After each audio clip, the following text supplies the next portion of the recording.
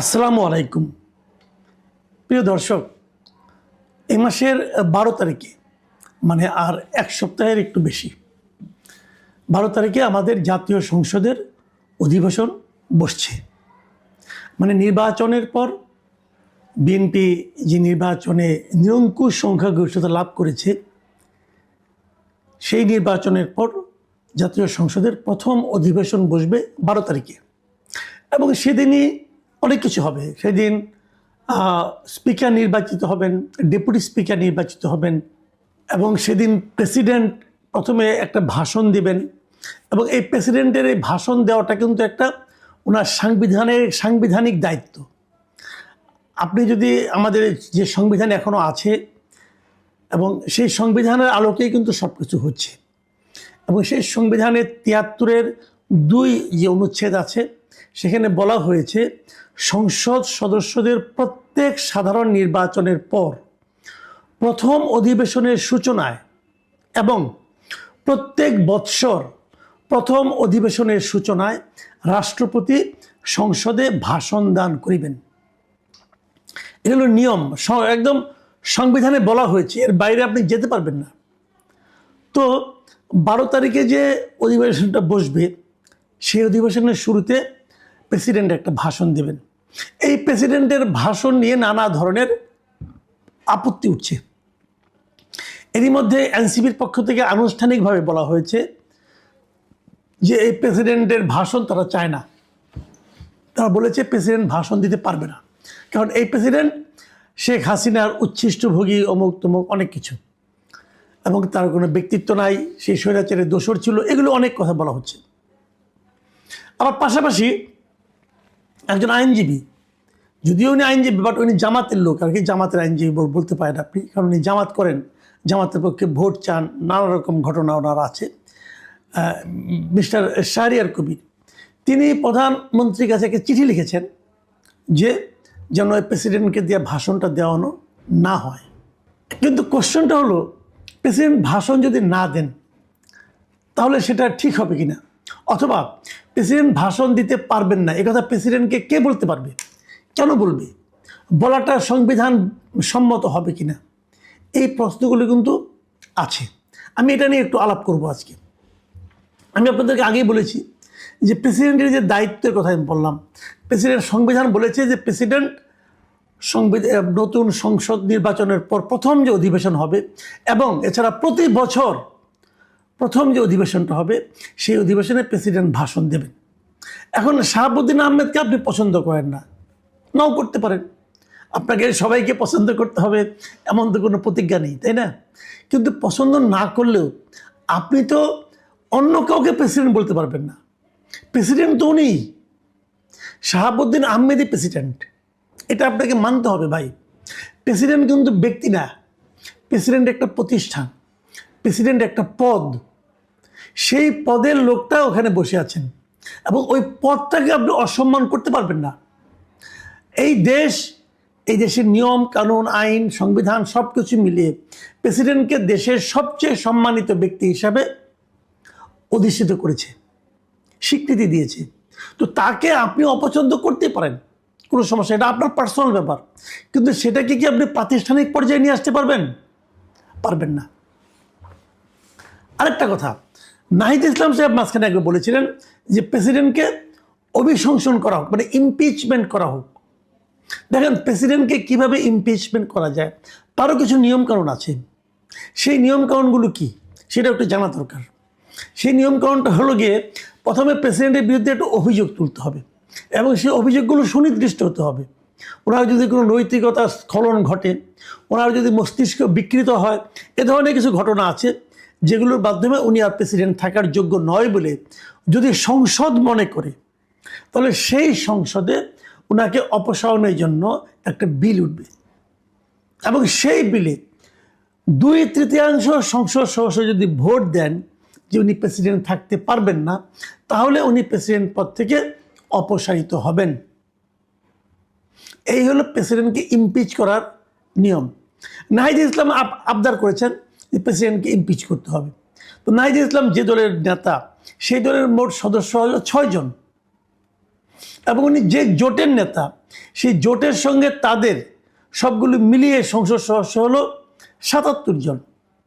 তো ৩০০ সংসদের যে মানে আপনার অধিবেশন, সেখানে তো প্রেসিডেন্টকে ইমপিচ করতে হলে ২০০-র বেশি ভোট লাগবে।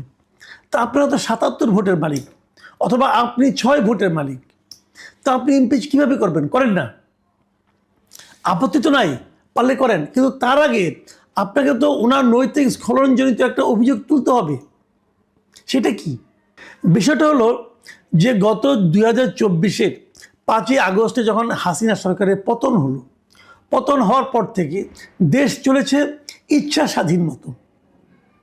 যিনি ক্ষমতাধর উনি যা ইচ্ছা করেছেন তাই হয়েছে।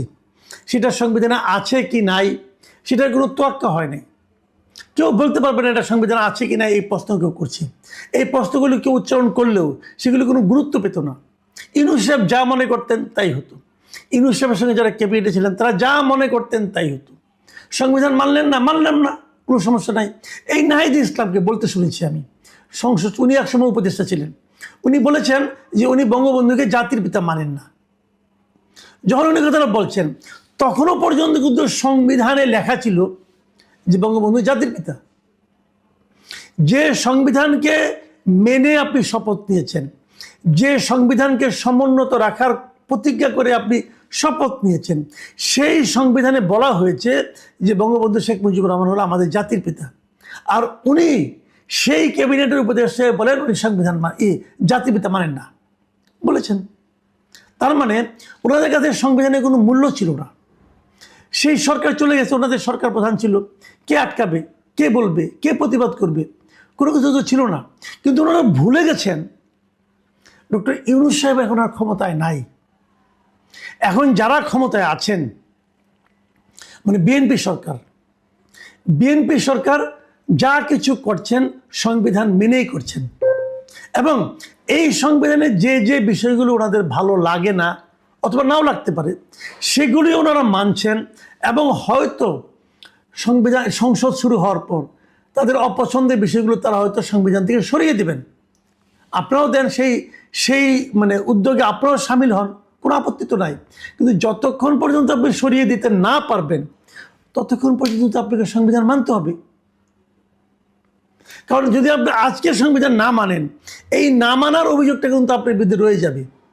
সংবিধান পরিবর্তন হলেও এখন যে আপনি সংবিধান লঙ্ঘন করছেন এর জন্য কিন্তু আপনাকে আইনের আওতায় আনা যাবে।